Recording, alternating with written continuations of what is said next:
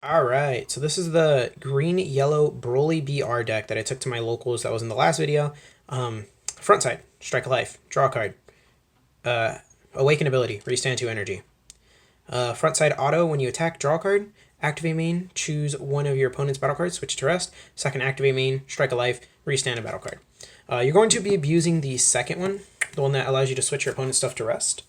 So, without further ado, let's get started on the staples for yellow Broly BR. So we got these full surveillance Chacos. When your life is at 4 or less, draw a card. Really good. Then we got the Paragus, the Four Bearers, 4. This card is too good not to run because it says if your leader is a yellow Broly BR card, you may place this card from your combo area into the drop. So what you do is you combo it and then you drop it and you draw a card. You do not get the combo power since it does not stay for the full combo step. Next, we got the main engine of the deck, the things that kind of carried us throughout the tournament. 3 of Frieza Call. It allows us to search out any 2-drop Frieza's armies from deck and play them in rest mode. And the cards you're most likely going to be searching, and by most I mean near 100% of the time other than Paragus the Forebearer, you're going to be searching out Cheelai the Beautiful. What you want to do with her is you want to keep her alive and then pop their stuff in rest, kill their stuff in rest, do anything you want with their stuff in rest, and be making them discard hand. So you run 3 of her. You can run 4. I run 3 just because I only have 3. Then we got the 2 Explosive Spirits to work with Broly BR's Activate main ability, which switches their cards to rest. And then you can play him and KO a battle card in rest for 3 energy. And yeah, play him for 3 energy.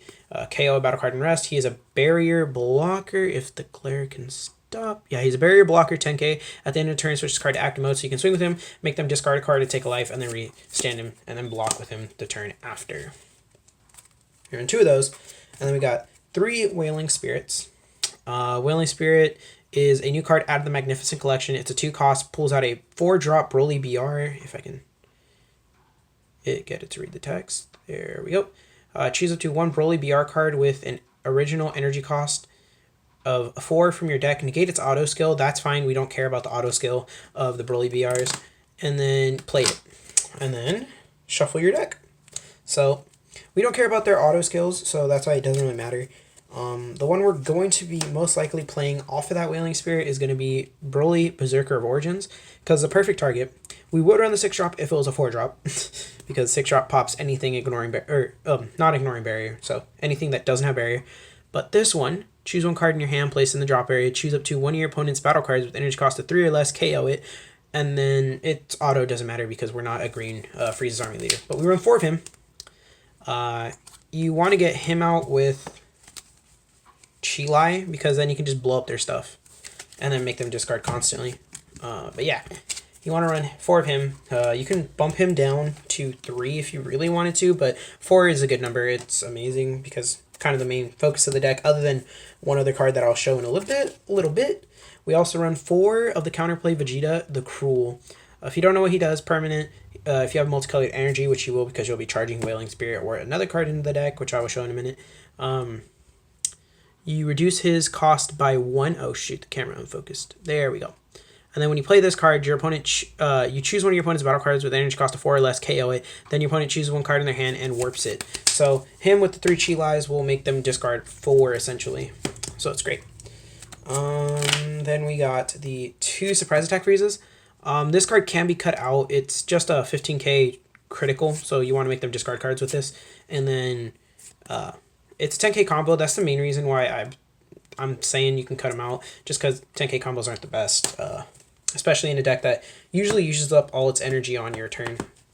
You always keep 1 or 2 up on your opponents, but actually you want to keep 2 to 3, but yeah. We got 3 Champa the Tricksters. Same thing as Vegeta. It costs 2 if you have a multicolored energy. And then when you play this card, I can focus. Play this card, choose 1 of your opponent's battle cards, ignoring barrier, that's the important part, and switch it to rest, and then draw 1 card. So you switch their cards to rest, and then you switch their cards to rest, and then you just kill them right after with a battle card or with Broly's ability, whichever. Actually, no, Broly can't, so you'll have to beat them because of their barrier. And then we got the main beaters of the deck. Surprisingly, Krillin is a big beater. Strike Life, he gets a 10k crit, so he becomes 15 critical. You use him because you're not going to be swinging with leader too much. because you don't want to give them hand advantage. Even if you're drawing two, giving them one card is very annoying. So you don't want them to get hands, so you just hit them with crit constantly. And they're going to be discarding cards because they need out combo it, or they're just going to take hits. So we know we don't want them doing. Either way, we win. Either way, either decision they make, we get what we want. We get less hand. So hey. Then we got the other beater, Broly All Out Assault. Broly All Out Assault is an arrival for green yellow, for 1 green, 1 yellow.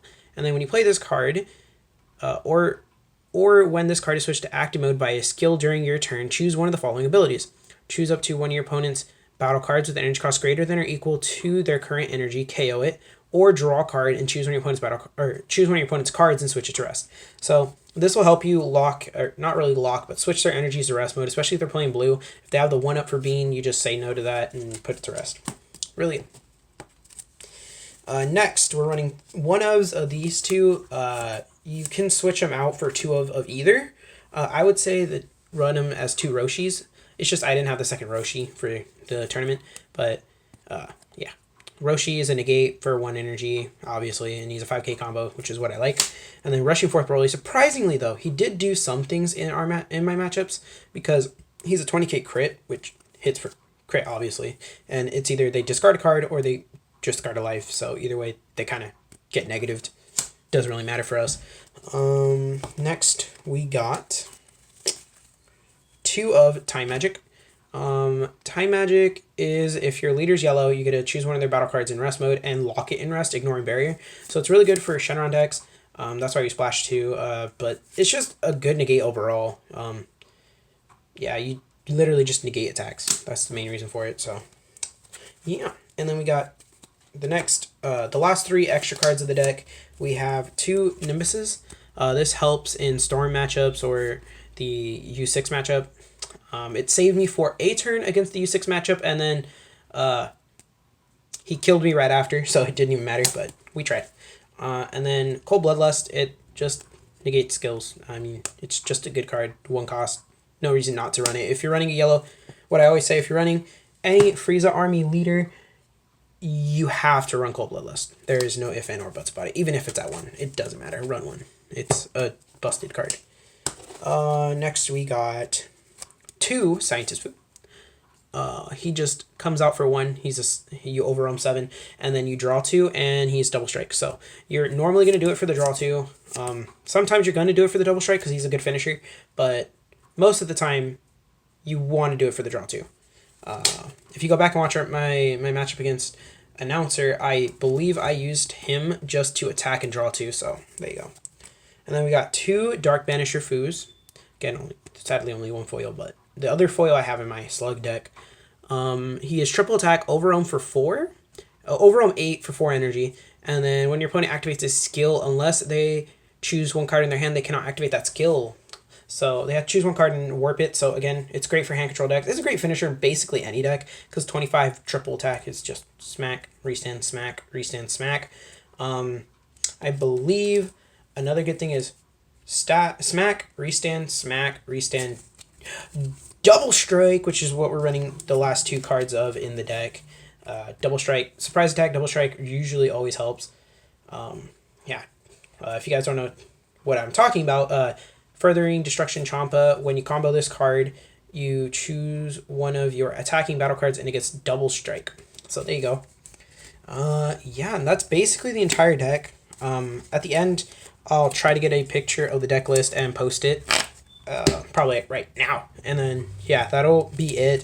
You can make any changes. This deck was built to be so for my play style and how I play the game. You can make changes however you want. Let me know what kind of changes you guys would make in the comment section down below, or just let me know what you guys would like to see me do next. My next deck profile will probably be something spicy. We'll see when I make it, and yeah, see you guys next time. Peace.